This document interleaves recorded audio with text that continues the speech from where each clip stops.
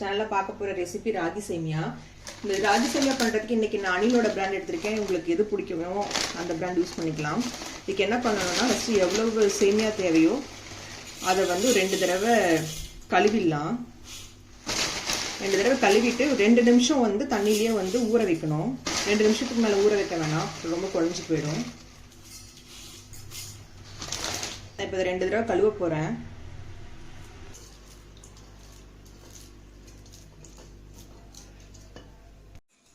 நல்லா கழுவிட்டு 2 நிமிஷம் ஊறமு வச்சாச்சு. தண்ணி இல்லாம இந்த மாதிரி வடிச்சிருங்க. இதை வந்து ஒரு இட்லி தட்டில் வச்சு 5 நிமிஷம் வந்து வேக வைக்க போறோம். அதனால இட்லி தட்டில் இந்த ராகி சேமியாவை இப்படியே வந்து ஸ்ப்ரெட் பண்ணிடுங்க.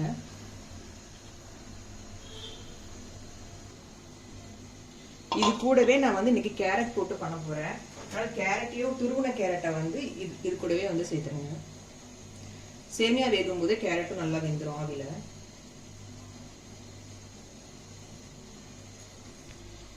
இட்லி பாத்திரத்துல தண்ணி நல்லா கொதிச்சதுக்கு அப்புறம் இதை நம்ம ஆவில வச்சு 5 நிமிஷம் வேக வைக்க போறோம். 5 நிமிஷம் வெந்தா போதும், அதுக்கு மேல தேவையில்ல. 5 நிமிஷம் ஆயிடுச்சு. 5 நிமிஷம் வெந்தா போதும், அதுக்கு மேல வெந்தா ரொம்ப குழஞ்சு போயிடும். இப்போ நம்ம இதை எடுத்துட்டு நல்லா ஆற வைக்கணும். நல்லா ஆறுனதுக்கு அப்புறம் தான் வந்து தாளிக்கணும்.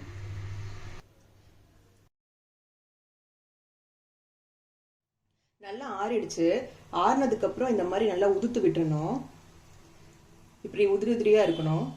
இப்போ இந்த சேமியாவை எப்படி தாளிக்கிறதுன்னு பார்ப்போம். ஒரு கடாய் வச்சுக்கோங்க. அதில் 4 டேபிள் ஸ்பூன் கடலை எண்ணெய் விட்டுருக்கேன். நீங்கள் எந்த எண்ணெய் வேணால் ஊற்றிக்கலாம். எண்ணெய் சூடானதும் 1/2 டீஸ்பூன் கடுகு, கடலைப்பருப்பு 1 டேபிள் ஸ்பூன், உளுத்தம்பருப்பு 1 டேபிள் ஸ்பூன், இது கூடவே 2 காஞ்ச மிளகாய், முந்திரி 2 டேபிள் ஸ்பூன். முந்திரி ஆப்ஷனல் தான், உங்களுக்கு வேண்டாம்னா போட தேவையில்லை. இந்த பருப்பெல்லாம் நல்லா வறுப்படணும். இப்போ இதுலயே 3 பச்சை மிளகாய், கருவேப்பிலை,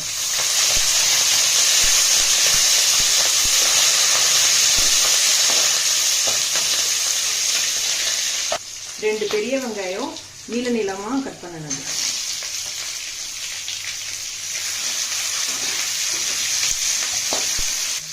வெங்காயம் வதங்க தேவையான அளவு உப்பு,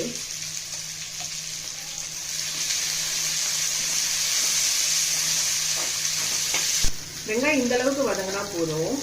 இப்ப இது கூட இந்த உதுத்து வச்சிருக்க சேமியாவும் கேரட்டையும் போட்டுக்கலாம்.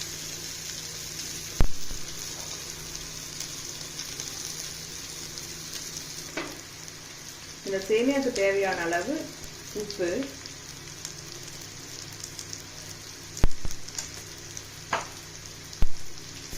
நல்லா மிக்ஸ் பண்ணிடலாம்.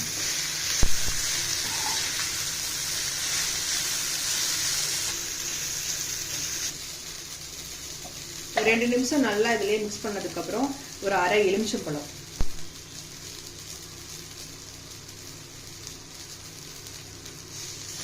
உங்களுக்கு புளிப்பு டேஸ்ட் பிடிக்காது அப்படின்னீங்கன்னா இது எலுமிச்சம்பழம் விடாமலும் பண்ணலாம். ராகி சேமியாவுக்கு எலுமிச்சம்பழம் ஜூஸ் விட்டீங்கன்னா தான் டேஸ்ட் ரொம்ப நல்லா இருக்கும். இதுலயே ஒரு 3 டேபிள் ஸ்பூன் தேங்காய்,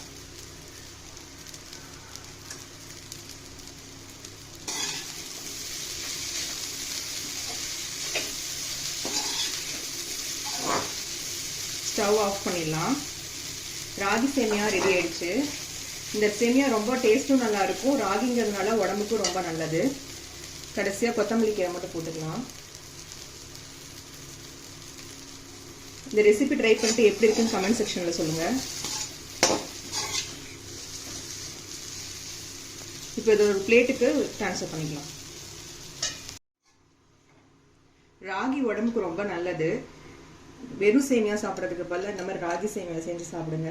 வீடியோ பிடிச்சிருந்தா லைக் பண்ணுங்க, ஷேர் பண்ணுங்க, மறக்காம சப்ஸ்கிரைப் பண்ணுங்க. இன்னொரு இன்ட்ரெஸ்டிங்கான வீடியோவில் மீட் பண்ணுறேன். பாய்.